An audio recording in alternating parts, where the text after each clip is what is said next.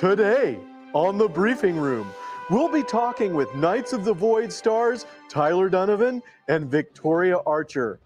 Hello, and welcome to the latest episode, the only episode of the Briefing Room. I'm your host, Josh Irwin, and if you haven't seen the latest Avalon universe film, Knights of the Void, you'd better look at it before continuing because I'm calling for a red alert!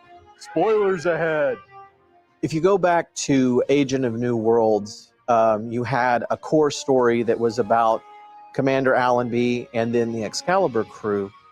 And the plan was that we were going to continue with that all the way up to the Once and Future Captain, where you would have a film like Needs of the One, where it would be the same thing, a core story about the Excalibur crew and Commander Allenby, and then you would have these post-credit sequences that were about Captain Mason and Commander Archer and their journey, because the characters are on these parallel heroes' journeys. And we decided that, Captain Mason and Commander Archer are very important characters. They're the, OG hero characters of Avalon universe. So we wanted to give them their own film. We felt like that was the most respectful thing to do for the characters. So we essentially took a group of post-credit scenes that had been written and filmed and paired them all together to create their own film, which sets up the big Avalon universe finale, which is the Once and Future Captain. Captain Mason has really grown the beard in Knights of the Void. He's gone from being a character in Ghost Ship who was kind of the butt of every joke to a genuine hero. And Tyler really grew the beard in Knights of the Void too.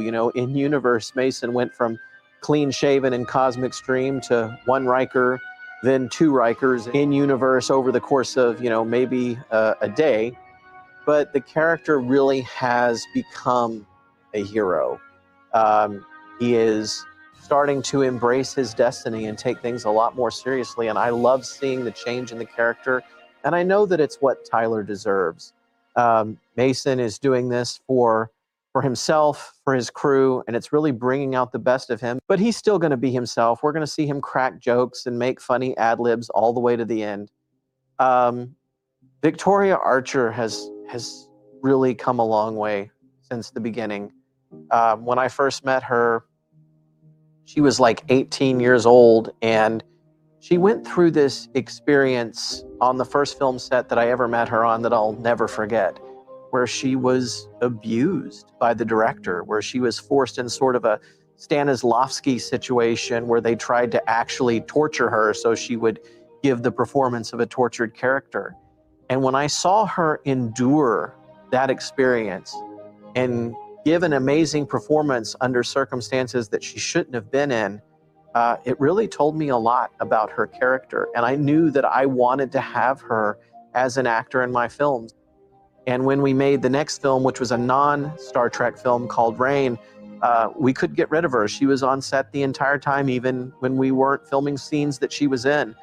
She was the first person to volunteer as tribute to climb the ladder and run the rain gag on Tyler the entire time. She's just had an amazing attitude. And to be honest, she didn't grow up a Star Trek fan the way the rest of us did. She just embraced it because she was a friend and she wanted to work hard, and she's done an amazing job. When I've put her through the ringer with all this crazy techno babble and stuff, she's grown as an actor, she's grown as a human being, and she's somebody I'm really, really proud to have worked with.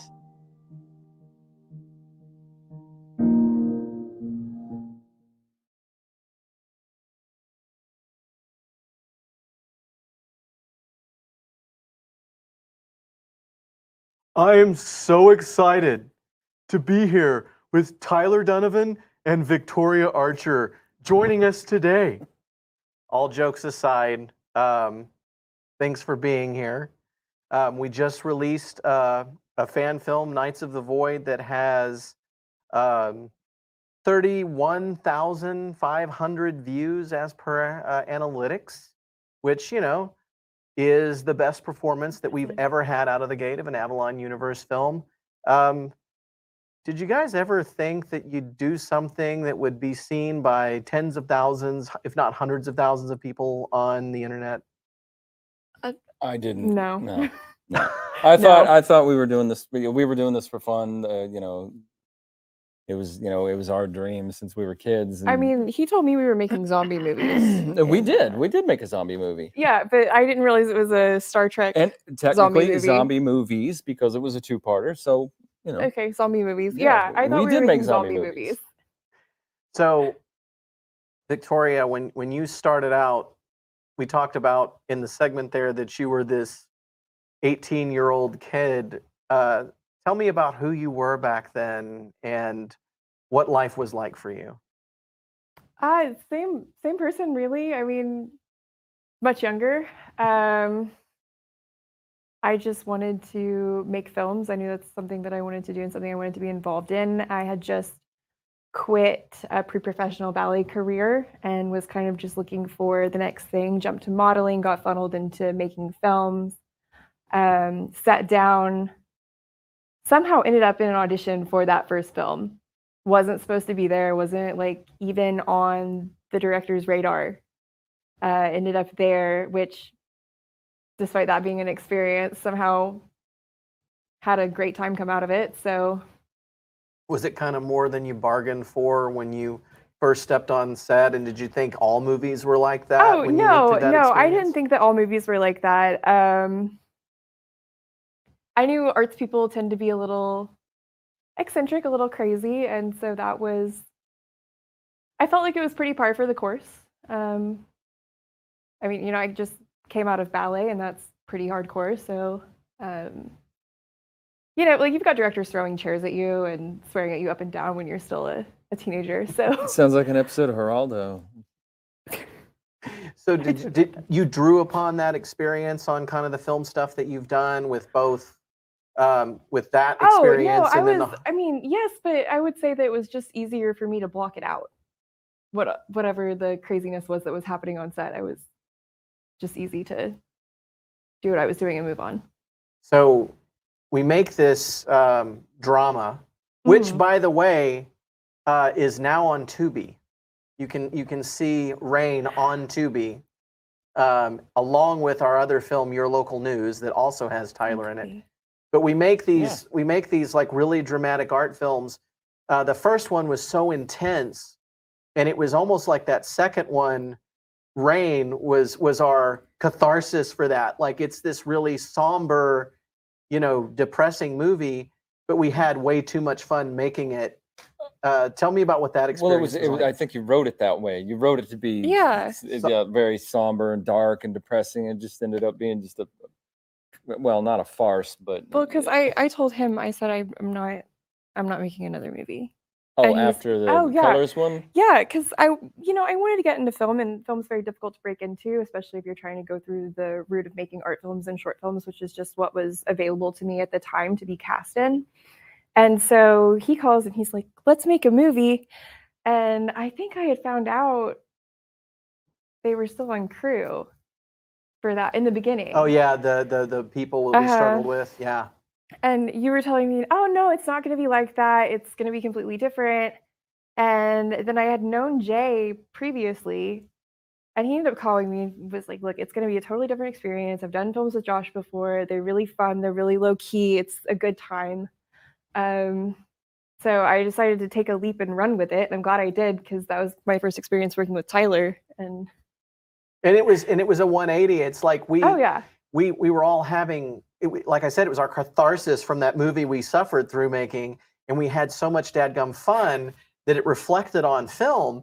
And it was hard to edit that movie to a point where it was depressing because we were having too much fun. We had to cut like entire scenes. But I was really happy with how that film turned out. And then I come to you in 2018 and I say, hey, let's make a Star Trek movie. No, you said let's make a zombie movie. You said we're going to go to Georgia and we're going to make a zombie movie. And in my head, I'm thinking, okay, Walking Dead, Georgia, the sets are there. This totally tracks. We're making zombie movies. Right. And then I get the script. And I didn't know what I was reading. I did send you like photos of the outfit of Zoe Saldana and said, this is what we're doing. That was down the line.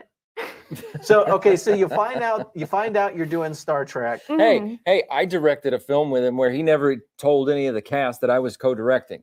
So I'm trying to direct all these people, and they're going, Why is this guy "Who the telling hell us?" are you?" So all the actors started telling everybody what to do because they thought, "Oh, well, the ghost actors can." And then I got pissed off because an actor was trying to direct me, and I'm like, I got so mad I walked off. Anyway, yeah, Josh doesn't. Oh, yeah. Anyway, give full information. He tries. Sorry, we're not trying to dogpile Josh on his own show. Not at all. So you find out it's Star Trek eventually. Uh-huh. And what was your thought going into that? Oh well. Oh well. This was like fun. Even though I'm not like super involved in Star Trek, and that was never really my nerd culture of choice, I'm a little bit of a geek, so I was thinking there's already an audience for this. Let's go ahead. It'll be a fun time. Tyler's going. So yeah, Tyler. We walked on set that first day when Ray was telling us. He was like, so as soon as these doors open, you're going to be transported back to that first day, the first time you ever saw Star Trek, whatever that age you were. You're going to be that age again when you see the corridor. And so, he's like, doors, and the doors open up, and me and Josh and, they're like in couple other people. Disneyland. Yeah, And we were all like, and I remember your exact words. You were like, oh, so this is Star Trek. Okay, cool. Yeah. Nice, fun. I got it. Hey, I got it. So when I called you and I said we're going to do a Star Trek fan film, what was your reaction? What was going through your head? Well, my first thought, was because we had been talking about doing something original or doing something parody, something that at least we could monetize, maybe, or call our own. So and of course, I love obviously, that's how we became friends, is our love of Star Trek. But when we were kids. But I was like, well, yeah, I love Star Trek too. I guess we could do that, but like, aren't we going to do something that's, I thought we were going to do something original. And then the more I thought about it, I was like, hell yeah, why not? Let's do this. It sounds really cool. So, and you were like, I want you to be the captain. I was like, I'm in. So that experience, those first 2 days of shooting were probably some of the hardest we ever did.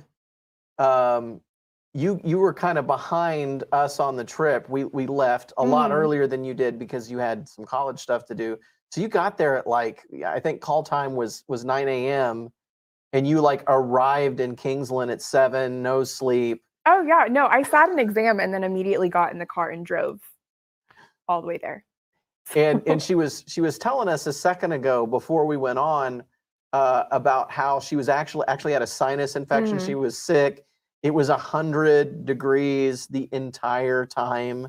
How did you make it through an experience like that? I think I drank 2 bottles of Dayquil over the 2 days that we were filming, just nonstop. I didn't know there was a little cart with all of the production equipment on it, and I had stashed the Dayquil in the cart. And so whenever y'all weren't looking, I was doing shots of Dayquil and trying to stay upright. And then not only do you do the scenes, but then you show up at the after party and you're the life of the party, and nobody had any idea. Yeah, we didn't know you were sick. I remember you taking breaks every now and then, but it's you'd go out to your car or whatever and run the air, and it's well, yeah, that's fair. Give her a break. She hadn't had any sleep probably. Because I was surprised. I was shocked that you guys drove that late, and I was like, that's the difference between how being is she alive? 20 and being in your mid-20s. Is back then, I think you could have just given me enough caffeine and propped me up with a stick, and I would have been good to go for anything. I don't know that I could get through that shoot today. Oh yeah, myself, because this was in 2018. I was at the height of training martial arts, and I was back down to weighing what I did in high school. And I was exercising and training so much that I was I was eating really well. I was in good physical shape. And I think that's the only reason I got through those 2 days of going till 1 a.m. in 100-degree heat. And you didn't take a break. You didn't stop, which I started to relate to on our last shooting Kingsland, I was like, okay, this is what it's like. I get it. You know, that's why he's like, go, go, go, go all the time. Because you can't, you know, when you're Just want to be directing. done. Yeah, but yeah, you smelled really bad by the end of the second day. I can imagine. I ended up smelling smell terrible. Victoria was sick. Tyler had a broken rib. Well, yeah, not broken, but I suspect fractured. Like a couple of them were like, yeah, at least cracked. But yeah, That 'cause- uniform was just. I remember like taking it halfway off in between takes and like having like my sports bra on underneath and then going and standing outside because somehow outside in that heat and humidity was cooler than going back inside. oh yeah, And then having to put the costume back on and it was just like soaking wet. So you're taking it off, you have a minute to dry off, and then having to put the soaking wet costume back on was just the most miserable thing. And what you have in common with real Star Trek actors is real Star Trek actors, well, not that we're fake, but like It's like, oh, essential, you know, canon CBS Star Yeah. Trek actors do the same thing. In between takes, a lot of them take the spacesuits off. And so you have a lot of these behind the scenes photos where you see them like just in undershirts or something in between takes because those costumes are designed to be costumes and they're not really Yeah. designed for comfort. no, So, they're not. yeah. They're not. It's like he's giving me an opening to Yeah, but- complain about the but you- tinfoil suit D- in the Oh, tube. that was the worst. The one Yeah. we showed the picture yeah, of you got earlier. it the He worst. had You me got to wear a going trash bag. up the Jeffries tube, down the Jeffries tube, up the Jeffries tube, down the Jeffries tube, in But like you a, know a now that it's called a sweatsuit. Jeffries tube. And why? Of course I do, But but because you made me say it so many times. but didn't But it someone? was like 105 at 1 a.m. But did someone tell you, like they told me, that we're gonna have a cooling station inside the studio? Yeah, there's Do you gonna remember be that? air conditioning. I brought a And- portable air conditioner with me. I and know. And then we got there, and Ray was like, "No, there's nowhere to plug it in," you know. And we were all like, Mm, "Really?" great, love that. And we just absolutely sacrificed for our craft on that film. Jeez Louise. But we got rewarded with 170,000 views in the first like month. And, Yeah. you know, I personally thought we would do this, we would put it up on the internet, it'd get like 6,000 views total over its lifetime. And we'd be going, remember when we made that Star Trek film? That was crazy, wasn't it? And then it gets 500,000 views over, like it's like 695,000 or something that like where it's at yeah. now? It, Wow. well, I haven't checked in a total long between the two time. segments, it's 595,000. Okay. was to say, I was I about used to to say, check. segment Two one was at like segments. 400. last Yeah, time it's I checked. 400 and segment 2 is like 195. So, Yeah. you know, 500,000 later, we're like, oh, maybe we got something here. People liked it for whatever reason, and we started making more. And half the people that watched the first film liked it enough to watch the second part. And the other half I were like, mean- yeah. So, and that was something that I noticed was very typical, is that if you posted a fan film in 2-part, you'd always get half the number of Yeah. views on the second Mm, part of mhm. it. And, you know, it got to a point where I think I saw Vance posted one of his films, one of his 200 fan films that he was making, and he posts it and it's 45 minutes long. Yeah. And at that point, I was just like, it's ridiculous. You know, like CBS isn't enforcing these guidelines. Really, they just wanted fan films to be legitimately fan films. And yeah, and it's like, you know, what it's not worth CBS's time to go police people like Vance. And so it was like, after that, I started just posting them as a whole. Please don't And- make us stop, CBS. We love you. Okay. No, they've been great. I know, They've I been know. great. And so with this film, it's longer than 15 minutes. We posted the whole thing, but what I've noticed is it's got the longest consistent watch time through the analytics of any of them. So the reason it's doing so well, or people are watching the whole film. How does that make you guys feel to know that we're back to pre-COVID performance levels, that people like your performances, that they like the film? I love it. Yeah, I think that's awesome. I'm glad that we've gotten back to. I know we Mm. lost a lot of our audiences, a lot of our audience members with some of the films that weren't quite in the spirit of the the original vision for it, and because people loved Ghost Ship and they wanted to see more of. I feel like they wanted to see more of that same energy, that fun action adventure, lighthearted, peppered with comedy, and then next few films, that's not what they were given, and I think a lot of people quit watching. And I'm glad that we're getting back to that, and hopefully earning the viewership back of our fans, and gaining our fans of the original spirit and the original vision of Avalon Universe back. We also had a year-long stint where we didn't release anything. In 2020, there was only one release that was a 3-minute preview and a trailer. That was the only thing that was released in 2020, and I think that completely dinged the algorithm, and we've been kind of working because YouTube's all about the algorithms. I talked about this earlier in the week. It's all about the algorithm, and every YouTuber is trying to figure out how to game the algorithm, and not releasing anything for a calendar year, I think, really hurt us. But we're not only back to where we were, we're doing better. You mentioned the original vision. Talking about that for a second, it was never originally the intent for Mason to die or apparently die, but it was always the plan that Archer would apparently die, but not. Like, that was always my thought process, is that she would die, and what would happen is kind of what did happen, where she would stand trial by these aliens for killing the first one. And, then it was like, no, she's just dead. Then we were able to return to that original plan.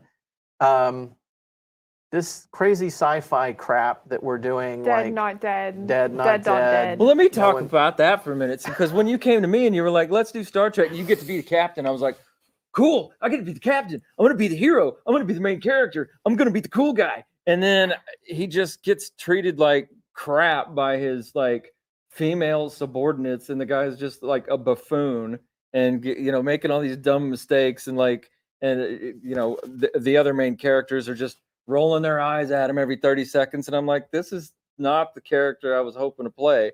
And you even said that. I'll never forget what you said at the after party that first night. Well, no, it was the next day after the first day of shooting, and then we had the little hotel kind of get together. And then the next day, you said to me, remember what you said? You were like, you're a pill when you drink, because I had this that chocolate whiskey, and I was just kind of just letting it all out. And you're like, you said you're a pill when you drink, and then proceeded to do your impersonation of me, and you were like, Mason's a dumbass, because I guess I was saying stuff like that because I didn't like how the character was being treated and everything, and it kind of hurt my feelings, because I know they're just characters, but I kind of felt like I was being treated that way too, like I was the dumbass in real life, and and then Josh is like, there will be character development. Don't worry, there's going to be character development. And then I read Damon's, and it was even worse. It was like so much worse. Like he's crying in the middle of a Klingon attack, and he's running off the bridge. And then Beck has to set him straight and to tell him to do his job. And I'm like, I hate this garbage. I don't want to do it. And there was scheduling conflicts, but mostly I hated what was happening to the character, because at first I was like, this is almost bordering on insulting, humiliating. Josh is like, don't worry, we'll bring it back the other direction, JK. So I'm like, nope. So I was gone for a couple of years, but well, you were gone, and I just kept getting killed and resurrected. What's my kill count? I don't know. People are asking questions please. In the chat. What do we got? Bring them on. Farpoint Station asked, how does funding work for these? Well, 2 ways. I've probably put close to $50,000 of my own money into these films. But we have had a couple of crowdfunding campaigns that people have been very kind in helping us out with. So random thought from Noah Barrett, Mirror Universe Avalon. What would an evil Captain Mason And we donate our be our like? Okay, time. so we donate our time. So really quickly answering this question, and we'll kind of get back to our chat there. Stay tuned. We got a film coming out called Crisis on Infinite Excaliburs. We're hoping it's going to be out Halloween, October 31st. You will see Mirror Universe represented. You may not see Mason, but you'll definitely see Archer, and she's going to have a unique take. But you will see a Prime Universe version of Mason. It's much different than we've seen Mason in the other films. So, well, you will see different versions of Mason, right? We're talking about Crisis. Yeah. Okay. Yeah. Other different versions of Mason, sort of. You'll just have to wait yeah. and see. Will Mason and Archer get promotions in the near future from our friend Jim Von Daltrin? Jim, you know the answer to that question. Because Jim is actually working with me to write one of our future films. No, I was looking at that one can't see us. I know. Yeah, Jim. Yeah, Jim. Yes, I was looking at the screen. You'll just, to the viewers, you'll just have to watch because a lot's gonna happen in the next couple of films. Yeah, Jim's got quite a sense of humor. If you want to see Jim Von Daltrin in a film, watch His Name is Mud from the Federation Files, Mud's Mission from the Federation Files. The guy's actually a pretty darn good actor. That was the first thing I saw Jim in when we were actually, it was before we went to Kingsland that very first time to film Ghost Ship. And then I think we watched it either on the way there or on the way back. Because I had watched it before. We watched it on the way back. And I was like, this guy's a cool captain. And I was like kind of inspired by watching Jim. But Sean O'Keefe asks, special effects have been excellent. Who does them? So it's a combination. We have Sam Cockings, who is renowned in Star Trek fan films for his CG visual effects. He did some of the ship shots for Knights, but a lot of them were done by our friend Keith Hamilton, who's here in the chat. And this was his debut. Knights of the Void was his debut in doing some ship shots, and then practical things like phaser beams, green screens, L cars are all done by me, which would probably present another opportunity for Tyler to insult me. If you want to take it, go ahead. Our audience is here. No, watch. Oh yeah. Well, I don't even remember what the rest of it was. Was it unknown space? Yeah, it was like there's one misspelling. I was there, getting after his if you can find that. Left the W out of unknown, and it was just unknown. Unknown something. I just caught that when we watched it again, like right before doing this. I was like, wait a minute, did that say? And Neil was like, yep. Will we see any more of the Federation class dreadnought? Absolutely. We are going to see it in the Once and Future Captain. We'll see the one that was featured in Knights of the Void, along with another one from another set of fan films. The Dreadnought Dominion will make an appearance. And you may not. You got Victoria Archer. You have no idea what that means. I'm trying to pretend. Listen. They caught me. She doesn't know ships. She watched Knights of the Void like 10 minutes before we went on. She hadn't seen it yet. She like 30,000 people. You were going to rat me out. It only came out. It just came out a week ago. It's not like you're a main character in it. I've been a little busy. So anyway, we get it. In Avalon, we have Victoria in Avalon, and in Dreadnought Dominion, we have Victoria Avalon as the star. Because that's not confusing at all. Who will make an appearance in the Once and Future Captain. So anyway, getting back to the original vision, so to speak, we actually have. But I digress.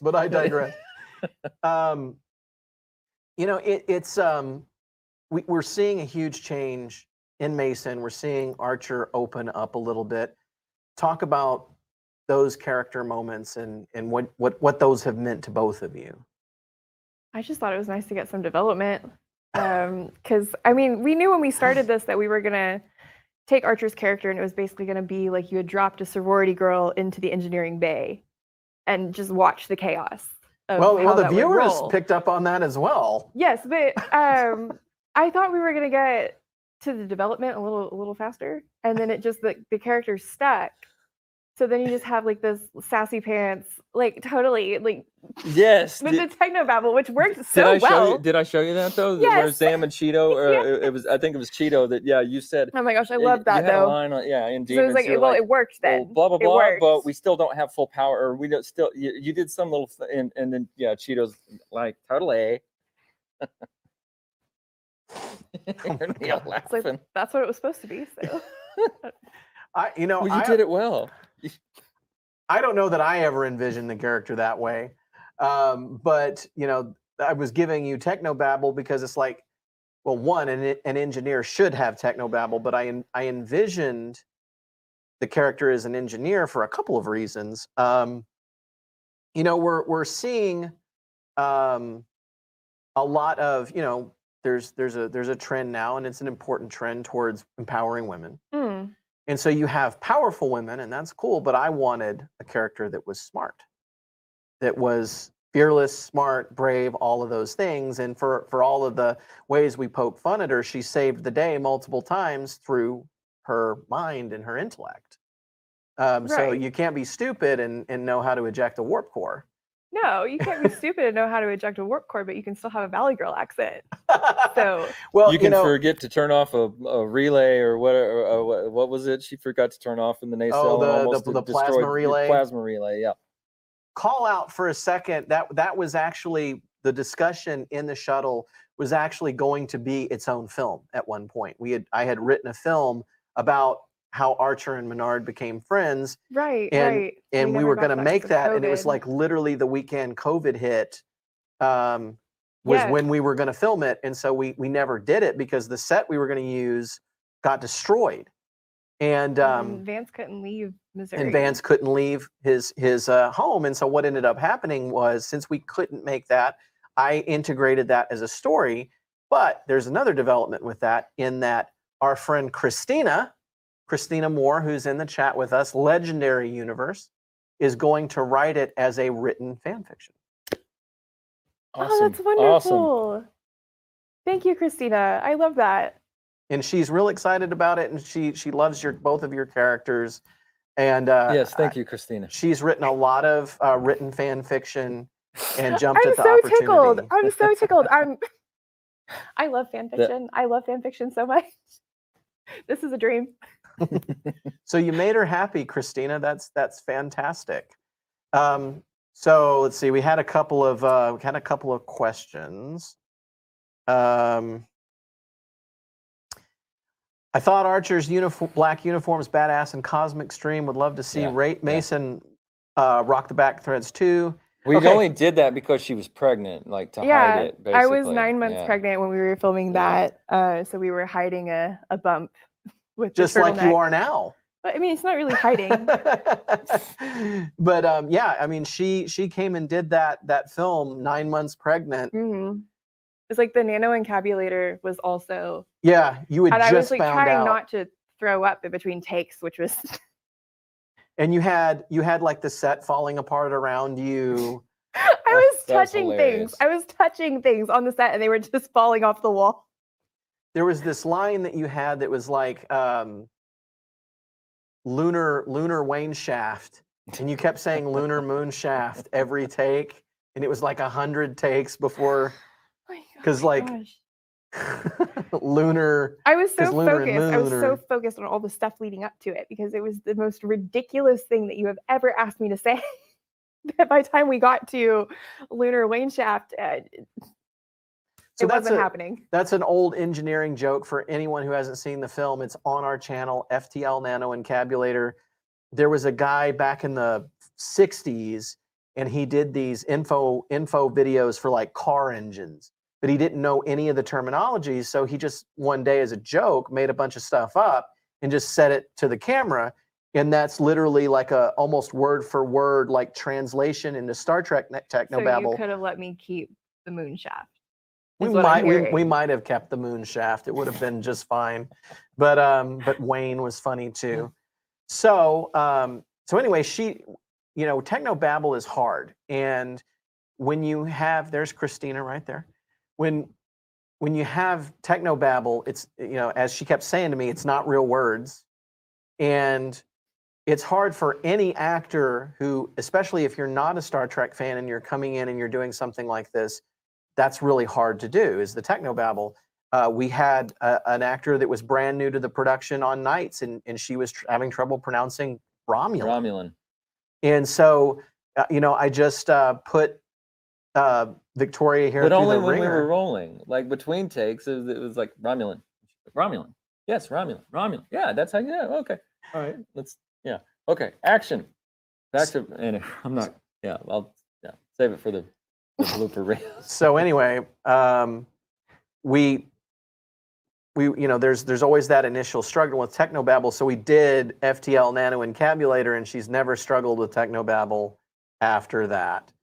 And Christina says, I still freaking love Lance's WTF face, which of course referring to in that same film, Lance Ramirez, played by Chuck Murray, is reacting to this nonsense that you're saying while he's watching it on the screen. Tell our audience the direction. Oh yeah, I was about to get to that. Okay. So he's sitting there in the studio, and he's like, okay, you're watching this screen.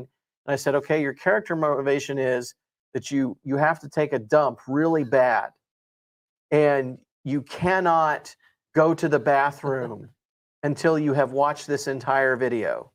And you can't understand a word anyone's saying. All you can focus on is the fact that you have to poop. And he just kind of sat there, and he's like shuffling in his seat. He's kind of doing this, and he's, he's getting real uncomfortable. And I love Chuck's performance. It was wonderful. Chuck was, he's just a good person all around. He's just a good person. And we were lucky to have him for when we did. Mm-hmm. So original vision, Tyler, your character development, there was none for you at first, and you were frustrated by that. But there was, just in the wrong direction. But or the opposite of what I was promised. But well, that has definitely changed now. Yes. Yeah. And I think a lot of that was inspired by your approach in Cosmic Stream, how you approached your performance, and how your performance turned out really inspired me in the writing. Where do you feel like Mason is at now? Wow. I mean, I like that we've gotten that in Cosmic Stream. I really like the backstory that we got for him, and we got to see why he's so emotionally guarded, and so doesn't he keeps his feelings right here, and we see why.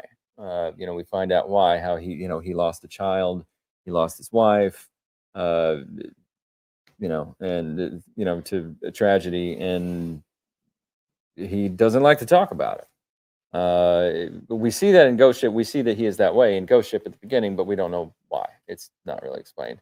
Kind of like in TNG with Picard. It's not really, everybody just said, like at the episode with Vosh, everyone's just like, oh, he's a very private man.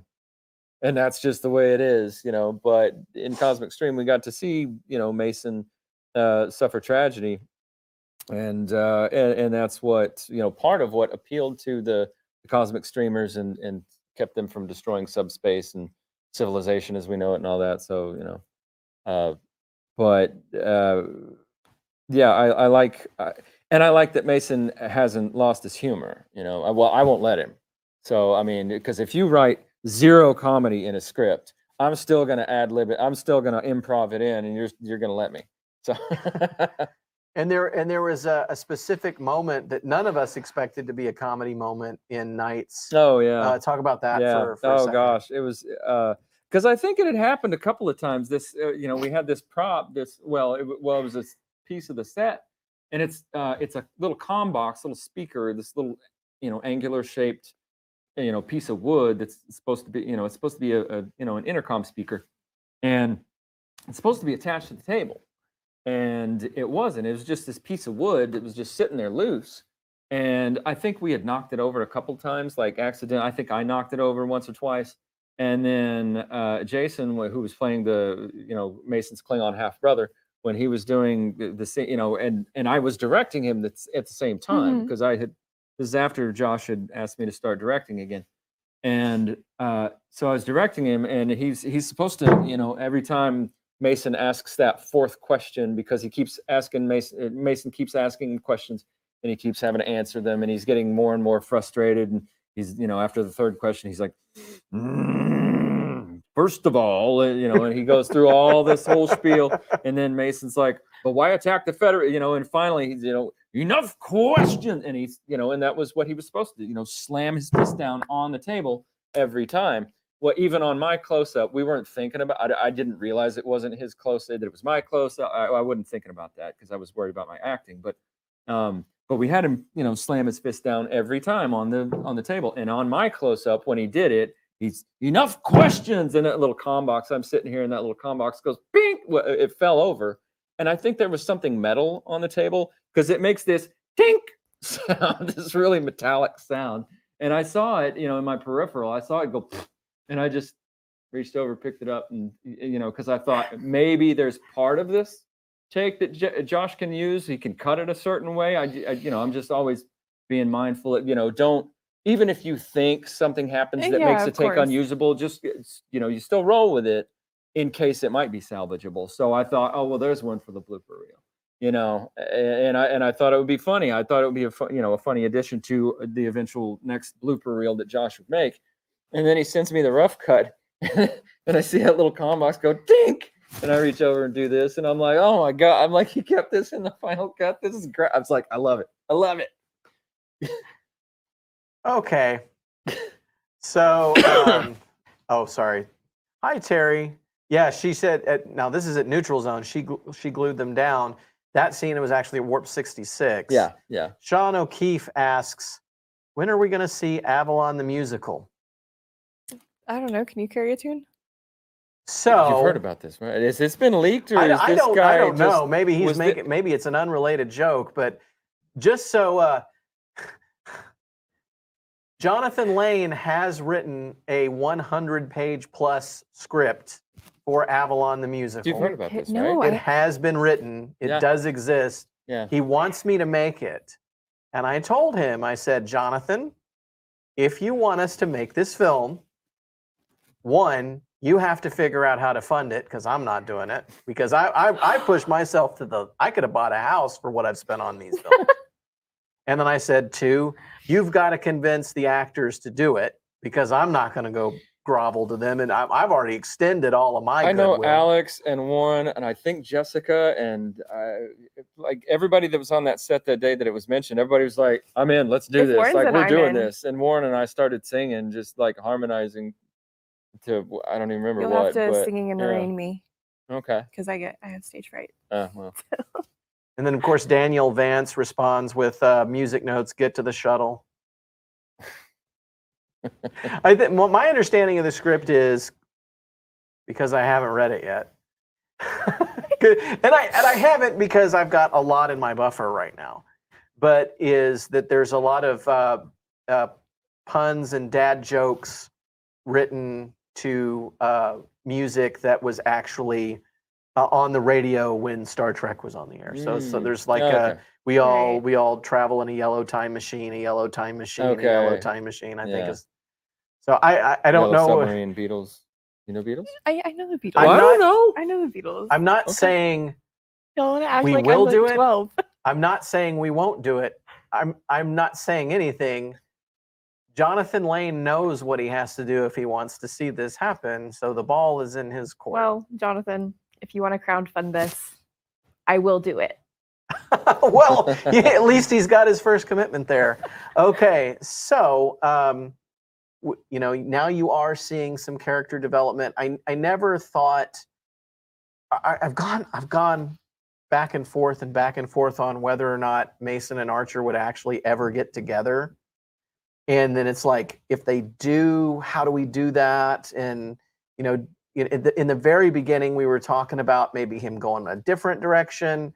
For a while, we were talking about maybe when Cora was in the picture that he might get back together with her. There's been a lot of kind of guessing on my part as that's not happening.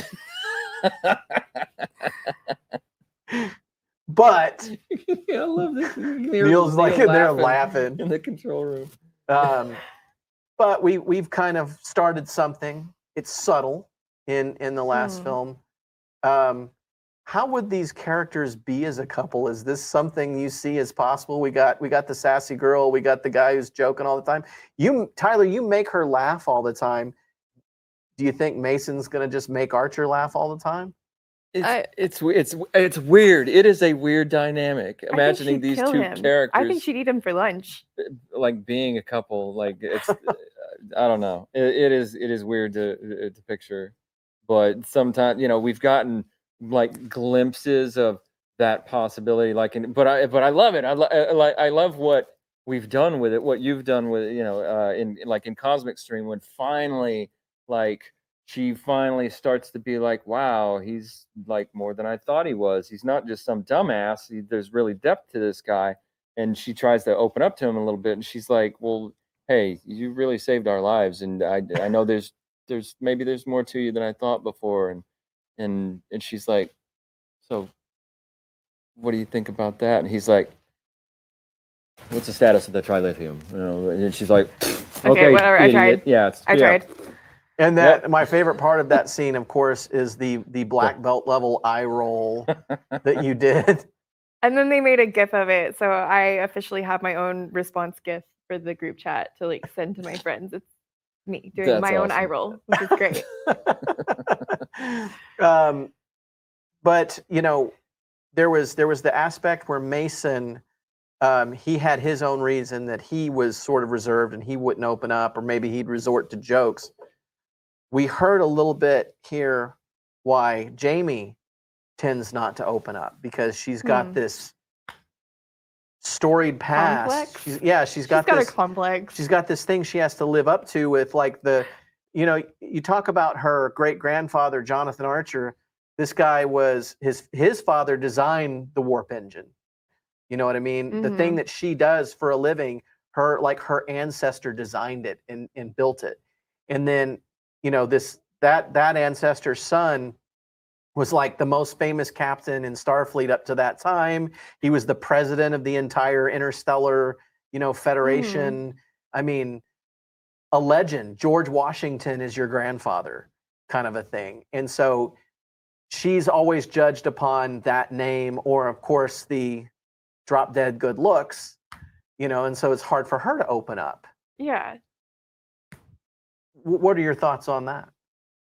I don't know. I kind of see her more as like a bit of a Nepo baby that's trying to fight that stereotype and isn't really sure of how to place herself to combat either side of it.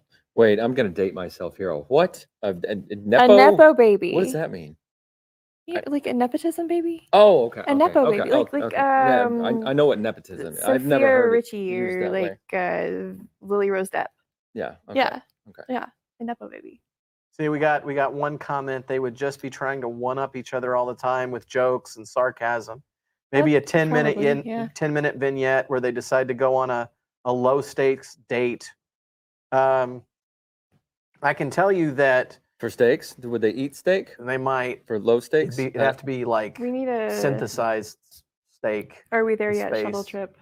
Are we there yet? Shuttle trip. I mean, I feel like they're constantly doing that. But yeah, I've always wanted to do like a vignette. They're always on a shuttle together. It was Mason trying to write a captain's log, but he's like in the bathroom, and you just see 3 seashells behind him, and he can't get it out, so he's like writing it down, and then so I don't know, maybe we could do something like that. I will tell you that in the next film, they're still maintaining this captain chief engineer role, and her sarcasm and wit doesn't stop. She just continues to kind of be very sassy.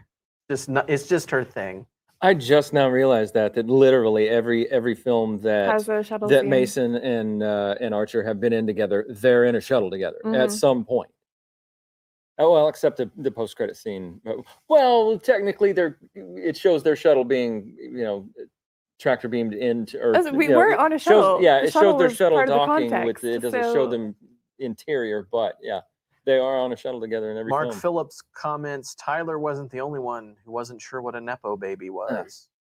I'm so Thanks. glad I could enlighten you all. Welcome to Gen Z slang. So yeah, Is I that what guess you are? Yeah, you're I'm like not. right You're in the. not a I'm right in the millennial, middle. are you? You're just You know, I'm actually not young sure. enough to not be a millennial. I don't know. I don't See, know. I'm It's like I'm at the 98. I'm at the other end. I'm like the youngest end of like Gen X. I'm like Mm. barely old enough to not be a millennial. You're an barely elder young millennial. enough. No, I'm No, okay. I'm So I'm baby not actually Gen sure. X. Maybe someone in the comments could answer this. 1998. Do I make the cut one way or another? as a millennial, I would think that you would be like a bleeding edge millennial. Yeah. Yeah. I remember 9/11, but also I know Gen Z slang. So Oh, I was 21 on 9/11. don't. Yeah. me So too. yeah. I'm just gonna date you all. Yeah, I was a trailing edge exennial. So like on the far end of exennial, my father was a leading edge boomer. My mother is a trailing edge boomer. So my dad was on the beginning of the boomers. My mom was on the end because there's a big age difference between them. And then of course Tyler and I it's like exennials, where it's like you're neither Generation X nor millennial. We're like right in between. But so anyway, so we have filmed all of this now, just about. You've got like a couple of pickup shots left. We have filmed almost all of Avalon Universe. 5 years later, I don't think any of us thought it was going to drag on for 5 years. I didn't plan for it to go that long. If I had had my way, we would have finished like about a year and a half ago. If things had gone according to plan, if there hadn't been COVID and other setbacks and other reasons we had to hit the reset button. Well, in fan films, you don't have contracts and things like that, Yeah. and people get. I mean, life happens. You have disagreements, and you have acts of God. Yeah, people leave. I did. Yeah. Yeah. And again, we basically, with COVID, we shut down production for, I think, almost 7 months. And we had shot half of Air and Darkness. We shut down, and then we finished. Like we started shooting Air and Darkness in like, because there were scenes shot for it in like June of 2019, and we ended up not finishing it until like November, shooting it until like November, December of 2020. And that's how long we were shut down for.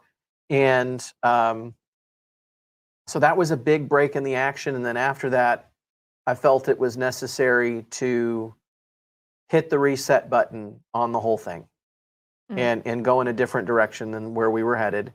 I felt like I made the right choice. It's always hard to do something like that. Well, you decided to bring it back to what you originally intended. Yeah.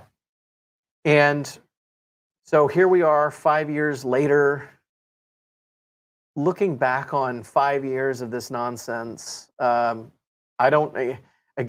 spent enough to buy a house. You don't really do well with something unless people are going, what the hell are you doing? You know what I mean? Cora Wilson, who's one of our actors, Nurse Dupren, she was a professional cage fighter. And martial arts cage fighter. And she and her husband, Brian, own a martial arts school in Russellville. And she talked about when she was competing that it was at the point where she was having to meal plan at Thanksgiving. She was having to take her meal plans with her and stuff. And people are just like, wow, what are you doing in your life? But she was good. She's really good. And so it's like, you're not really good at anything. You don't create anything that's awesome unless people in your life are going, what the hell are you doing? You're devoting so much time to this. So that's my reflection on this, is that, maybe my parents think I'm crazy and maybe my wife really thinks I'm crazy, but we've accomplished something. We have 40 people interacting with us right now in a live chat. We've got 31,000 people that just watched our film. We have 1.5 million views on this. Looking back on this, what has this experience been like for both of you? Well, for me, it was, it was amazing.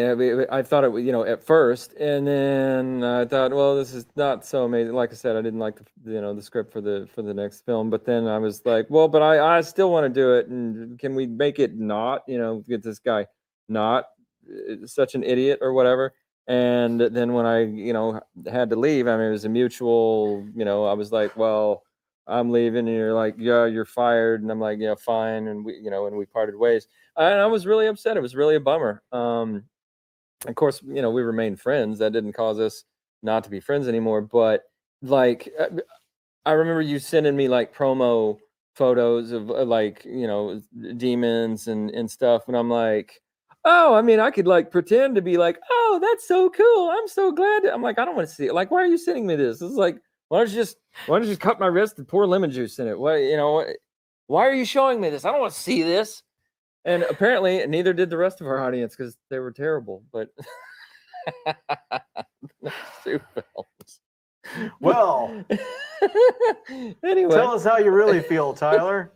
I'm just saying. I mean, I maybe have a little bias on that, but anyway, when you called me after those 2 years, I was just thrilled. I was like, you're like, well, I think getting rid of you might have been a mistake, and I want you to come back. We did the wrong thing. I want you back. And I was like, really? Cool. I'm not even gonna be like, I told you so. I'm just like, yeah, let's do this. Cool. So I was excited again, and we made Cosmic Stream, and it was a lot of fun, and it was finally. The character development for Mason, and bringing him away from being the buffoon and being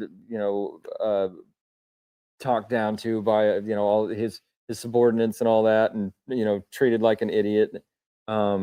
It was the turnaround for the character that you told me it was going to happen before, and finally did. I'm like, cool, this guy's not a complete idiot. So since Cosmic Stream, I've just what has really been a thrill for me, and surprised me the most was you asking me to co-direct again. That's been the biggest privilege, and I think the most joy that I've gotten out of it. That's been the most rewarding experience. And let me talk about directing this girl real quick. So, getting to direct again, because I directed you in Rain, which was great. The first film that we did together, and I co-directed that. So I directed most of the acting and most of the film, I believe. There were a few scenes that I wasn't there for, but I think you were there for most of it. Yeah. But I mean, we had that same problem with Josh. Didn't tell me like really what was going on. Like, who was like. Oh, he didn't tell you that? He was just here direct. Well, but we met the night we met was the table read, and you knew that I was directing. But anyway, did I? I thought you did. I will mention for just a second that I have a lot to do on set. He forgets things. He wears sometimes. many hats. That's yes. So we forgive him for that, but not really. No, we do. So getting to direct again lately, and on a scale that I never have before. The shooting the last two films, most of Crisis, everything that we shot in Kingsland, Georgia for Crisis and Infinite, Crisis on Infinite Excaliburs and Once and Future Captain was so much. It was nothing like Rain, because when we were on the set of Rain, it was like I'm directing one or two people at a time, tops. Well, it didn't This help was I was having to arrange, like, Josh is doing all the technical stuff and working with all the audio people, the lighting people, the camera people, and and setting up all of that and choreographing all that. I was in charge of choreographing all of the, like, I had to wrangle all of the like 50 extras that we had on like set. 50 people, all of the principal and background actors, and I had to choreograph background action. I had never done that before, and I just figured it out. And doing it for multiple films, and like at the same time. And 3 films actually. Yeah, because I got to direct one because we were shooting three at once. Yeah. We would shoot one day, one the next, and then give yourself a little pat. Especially in Kingsland, the last time we were there, we were like a Saturday we're shooting Crisis, Sunday we're shooting Once and Future Captain, and Monday, Tuesday we were shooting Tales from the Neutral Zone. Yeah. which was I got to for the first time I got to direct a film that I did not act in, and that was a little bit of a relief. But I'm not going on a tangent about me directing, but when he announces the first day we get there, when at the morning safety briefing, good morning everyone, I'm Josh Irwin, I'm your director, this is Tyler Dunivan, he'll be your co-director, so all the actors, all questions that you have, bother this guy, not me. And so I had 50 plus people coming at me like, do you need me? Do you need me? Do you need me? What do you want me to wear? And I'm like, Glenn, and oh, thank God we had Glenn there. But anyway, when I would be working one-on-one with an actor, any actor since I've been directing again, whether it be, Alex or Warren or Jessica or, any of the principal actors or even the background actors, they're always I've never gotten any attitude from any of them. Mhm. I've never gotten any kind of like, well, you don't know what you're doing, or you can't tell me, but they're always like, okay, Tyler, how did you like that? How was that? I'll be like, I'll give them notes and they'll just be like hyper focused, like, oh, okay, yeah, I'll do that. This girl from the beginning, like from the very beginning, when I was directing you on Rain, I'm like, when you had to do the panicking scene, you found your boyfriend stabbed, you're like, no, and I'm like, I'm like, here, this is what I want you to do. And that was one of those that we could barely get done. But not just that scene, like almost every time I try to give you direction, even now, you're just she's just like, yeah, that didn't work for me. I'm gonna do it my way. I'm like, hey, Tori, I want you to try to do this. You're like, yeah, whatever. No, I've got this. And it works. She makes it work. So Hey, she is the definition of a strong woman. She really is. I mean, it's true. I mean, you've endured I don't need a director. everything from physical hardship to mental abuse in your acting career. You've been a ballet dancer. I mean, you're built for it. It's Comes something with you're used the- to. You stick up for yourself. With the territory, so. I do, since we've kind of tap danced around it a little bit, I'm gonna address a little bit of the points here.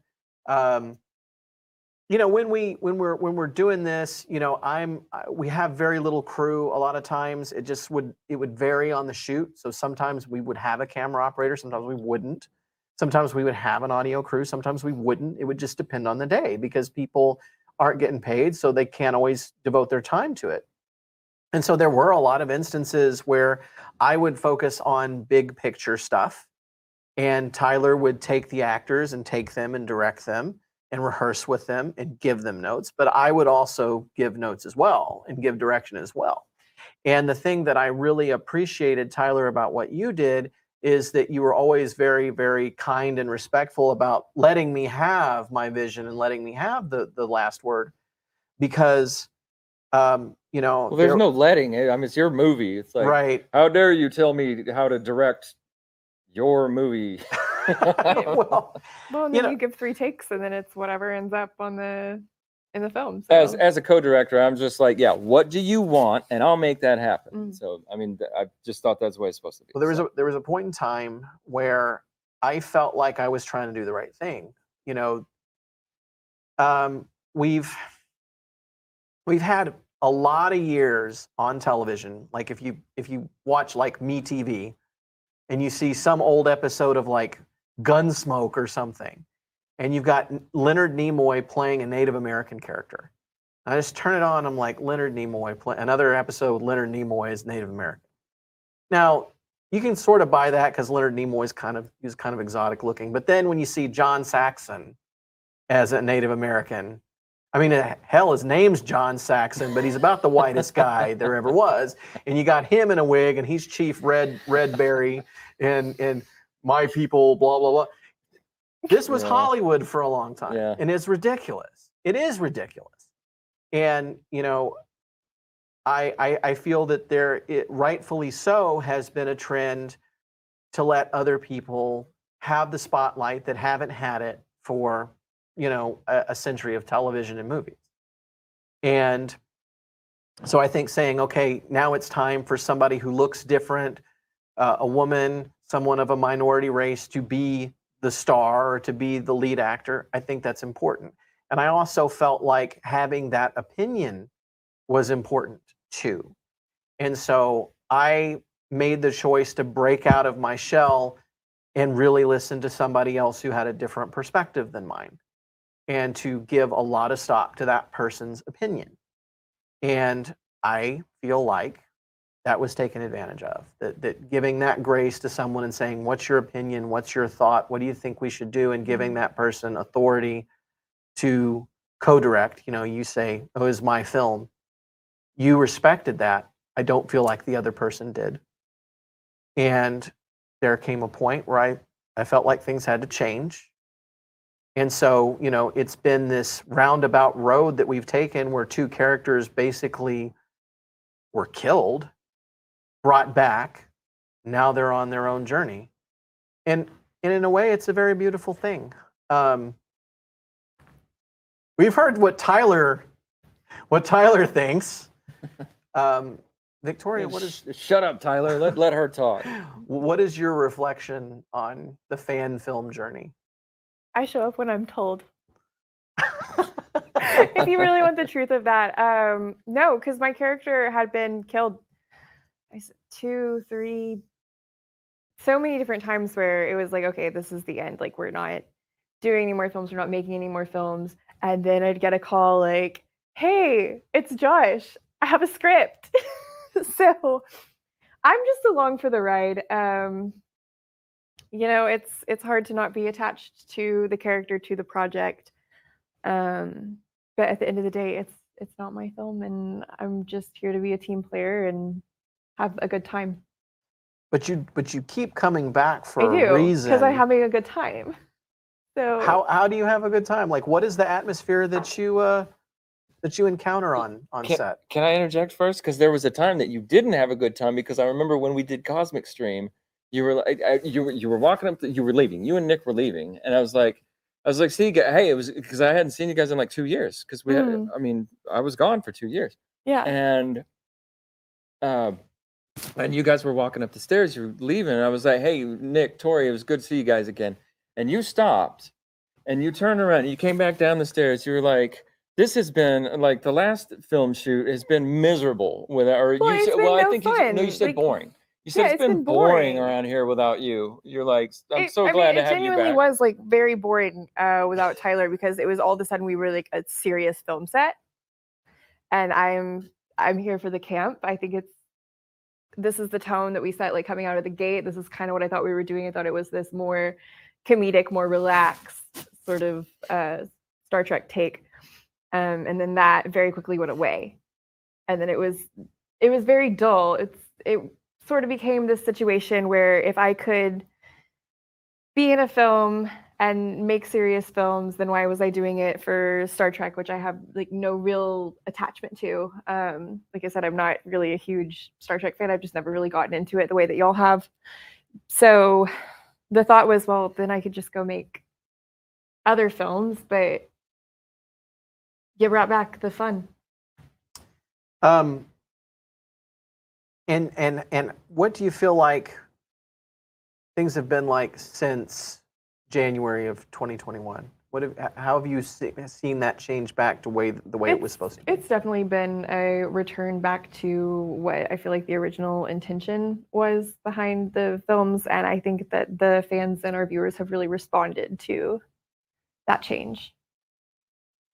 Just getting back to what we wanted to do, because we have this first project and it's all Terminator jokes and like props that don't make any sense or look like anything they're supposed to. I just keep thinking of those tinfoil batons. Sam said, "Gotta kill the zombies with salami rolls." Yeah, no, because we were. You know what? We're making films, and it's like, okay, go over here and smack this guy with the tinfoil baton, and then you're gonna climb up here and be fixing something while they're down there quoting Terminator. And well, different Schwarzenegger quotes from different movies, but yeah, I don't watch that either. I will say this: I look at a lot of films that I do, and I always see the flaws, and I always see the things that I wish that I had done better, and I'm always like my worst critic about it. It's not that way with Ghost Ship, because I love that film so much, and I love even the silly stuff like the salami rolls or whatever. I wouldn't change a thing about it. I love that it's silly, and then Nights has some serious themes to it. You guys are stuck on this ship. You're gonna die if something doesn't happen.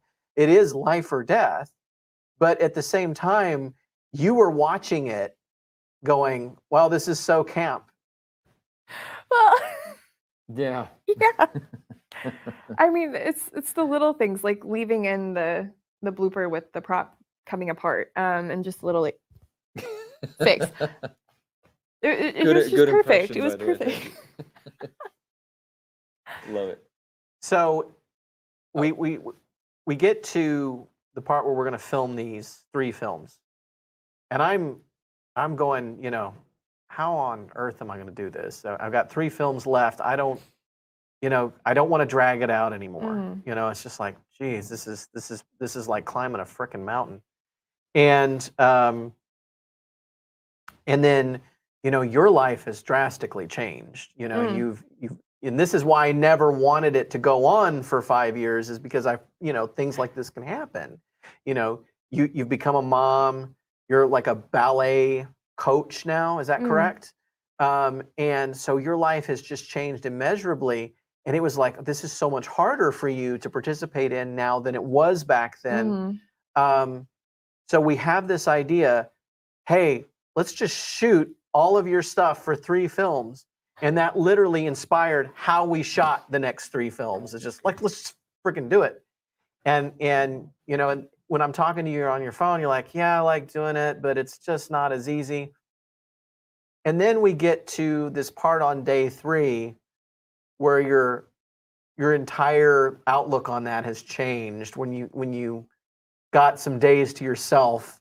Talk about that for a second. Oh my goodness. But just transitioning to working and being a mom and not really having that time. There was one day on set where I got to go take a lunch by myself, and I haven't done that in so long, and I got to sit at the bar, have my margarita, read my fan fiction, and have a good time. And I came back. It was like taking a week-long vacation. Came back to set. I was like, "This is great. This is great. When are we making more movies?" Well, all I can tell you is I know that you're about to have another challenge in your very near future. But our friend who has been trolling us in the chat, Mr. Jim Von Doltrin. Hey, Jim. He has a film that he wants to do that we are calling the Omega Probe. And more zombies, more camp, more silliness that takes place many years after the other Avalon films. And he has specifically asked for a Admiral Mason and Archer cameo. And so if you guys are down for that, we're not shooting it tomorrow. It'd be a little while before we film it. But hey, have you seen any of the? Have you seen Star Trek: The Wrath of Khan, Star Trek 2, or any of the Star Trek 3 or Star Trek 4? Any of the movies with the original series cast, where they have the maroon uniforms, those really cool maroon uniforms? We do this every time. Have you? We come to set. Okay. You don't know what the well, I'll show you, and I'll show you what those uniforms look like, and you'll be like, I'm in, because we get to wear those. A fashion statement. Yes, Okay. Very much. This would be more holding guns, shooting zombies are definitely involved in this. Different zombies, more Star Trek-esque zombies. See, I really loved the TOS uniforms, the ones that we were wearing for Crisis. For Prime. Oh, right. Yeah, those are great. Those are great. I love like the 60s silhouette and the necklines. They're really fun. It worked really well, and I was glad that we got to do that. And we may have a treat for everyone who loves that here at the end of the show, which we're getting close to. Any last words on this experience? What you want to do next? Do you regret doing this? Are you glad you did it? Oh no, it's been just a wonderful time. A great way to spend the last 7 years or so. And I say that the one regret is my students now Google me. Oh, do They they? do.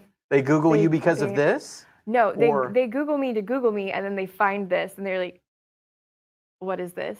And they're like, "I'm gonna crawl under the." You regret that your students see this? Well, no, because here's the funny thing. I try so hard to have like this very matronly ballet mistress sort of vibe in the studio. And it's just like And you're in these anything they campy put Star Trek it fan chips films. away at I'm trying to be a drill sergeant, and they've caught a video of me like wearing a rubber chicken on my head, basically. So We undermined her credibility. Wearing a tinfoil spacesuit and yeah. killing space zombies with salami rolls. Mhm. Well, we're at about 8:20, and I want to thank both of you. It's been 5 years of absolute joy working with both of you. Good times, the bad times, the hard times, the not so hard times. There's always been an adversity story with every film. It's always been hard somehow, but we've always overcome that adversity, and I think that that's #worth it. Yeah, I think that that's the most important part in filmmaking is how you overcome adversity. Because the thing that any filmmaker learns when they set out on the journey is that you're going to reach a point with your project where you feel like you've just blown it, where it's going to break your heart, where you can't make this, it's not going to work. And the difference between a film getting made and a film not getting made is that you make the determination that you're going to push through that, and you're going to do whatever it takes to make this a reality. And we've done that with Avalon a lot, where it seemed like more than once that it was the end. And we've pushed past that, and now we have like 12 or 13 of these things on YouTube, and we've got 3 more coming. So thank you for all of the hard work and dedication that you guys have put into this. I mean, you're thanking us, but I'm quite impressed on the other end of that. I was going to say, if we can say that together, thank you for creating this for us to be in. I mean, this has been an amazing experience. Absolutely. Even with I would say the ups and the downs. The only down for me was when I wasn't in it. So, there's not a day that I've been on set of Avalon that it felt like work, or that, I mean, there have been sacrifices, and it has affected relationships. But yeah, so there have been sacrifices. But I've never spent a day on an Avalon set and gone, God, when's this going to be over? Are we done with this? It's always just such a blast. And it's such a joy to do. It's almost like, do we have to leave now? That's the way I felt every day in Kingsland. When the first time we went to Kingsland, it was like, do we have to leave? Do we have to go back to the hotel? Can't we just you were talking about, like rallying to go hang out and party back at the hotel? And of course I'm gonna make that happen, because I feel like at the end of the day, this really gets back to the core of what theater and filmmaking and community and storytelling are. And if you can't have a good time while you're doing it, what's the point? We can all sit around and watch serious dramas all day, but the most important part of filmmaking to me has always been the experience. And I've said, I try to make good films. I try, but I've always felt like I'd rather make a shitty film and everyone have a good time making it than make an opus. You know what I mean? I've always wanted to be able to look back on it and go, hey, remember that crazy freaking time that we had, Victoria Archer on a ladder spraying Tyler Dunivan with a garden hose, and the police showed up at 4 in the morning. At 4 in the morning. That, to me, that's what filmmaking is about. And if that time we were working on YLN, and we were in that we were filming a scene depicting a drug deal in a dark alley, and we're approached by actual drug dealers. Yeah, remember that time? I Yeah. remember that time very, very well. But it, my thought is that if the source of the healing and happiness becomes the source of the pain, there's a problem. Mm. And so it's always been very important to me that when it did get hard, that we not just find whatever way possible to make the movie, but we find whatever way possible to get back to it being the source of the happiness, the source of the healing, the source of the joy and what it's supposed to be. Jason Spriggs says #Space Team. Space Team. You weren't there for that. It was the after party in on the second day of shooting this last shoot in trip to Kingsland. Yeah. Yeah, I've gotten really big into my girlfriend and I have developed this like board game and card game and right, you were telling and me about that. Yeah. tabletop role playing game hobby. And I found right before I went to Kingsland, I was looking for like more space themed games, but I wanted something like, and I got one called Space Cadets that I thought would be perfect for like me and Josh and Neil and maybe a couple other people. But it's like really involved. I mean, it's just goofy. It's so stupid, but it's kind of complicated. There's a lot to it. So I found this other game called Space Team that's just cards, and the whole thing takes 5 minutes to play, and there are no turns. It's everyone. Everyone has a malfunction deck in front of them, and every card that you turn over is a malfunction. And everybody has like 6 tool cards in front of them, but the tools required to fix that malfunction you might not have. Somebody else probably has them. Right. So you have to shout, "I need the what?" And it's techno babble. You like it because it's all the names of the tools are these like, ridiculous hand me the words. Toilet brush. Yeah. Sometimes it'll give you either the name of it or a description of it, or I'm sorry, a picture of the tool. So you'll just be like, "I need the space hair dryer," or I need the toilet, or I need the, because something will look like, I need the robot vacuum cleaner, or, and you're all shouting at each other at the same time because you only have 5 minutes to fix these malfunctions and get through the deck, and it's crazy. Anyway, and everyone had fun playing it at the after party. And then there are anomaly cards where it's like, oh, you have a stuck tool.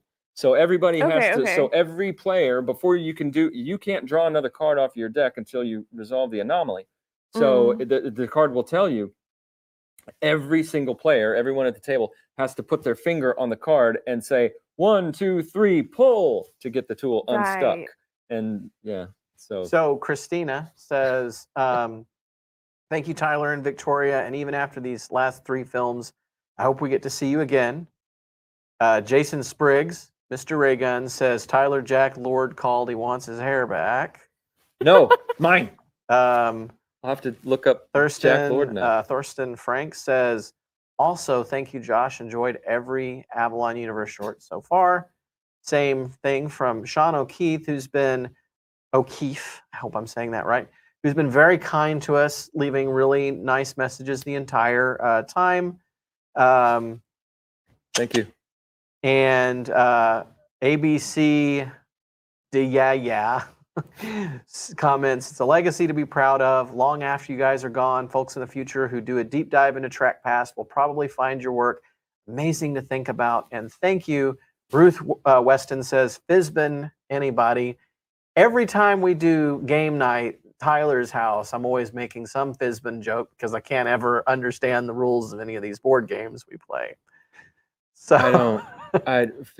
Fizbin is the card game that Kurt makes up to confuse the gangsters. Okay. And then beats the crap out of them when they're too confused to figure out how to play the game. So anyway, there's that new bit of trivia for the pregnant lady who's been patiently sitting here for an hour. And a half. So I want to thank the both of you for coming. I do hope that we get to make more films in the future. I promise it'll always be fun. And so, as going back into Will Wheaton mode, it's a joke. I am so excited to present you, our viewers, with an exclusive clip from our next film. Roll the tape, controller. Report. Holding position at the L1 Lagrange point between the fourth planet and the primary star. The neutron star's gravitational field is expanding. and growing stronger. It's now 6 times its normal intensity.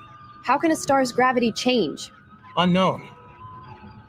The red giant is being pulled closer. The orbits of the planets are beginning to destabilize. Captain, we're losing our position. Hard about. Full impulse. Impulse engines are failing. Warp speed. These readings can't be right. It's almost as if there were 10 neutron stars occupying the same space at the same time. Bridge to engineering. Give us maximum warp. We're overloading the dilithium crystal chamber, Captain. Push it right to the edge. Structural integrity weakening.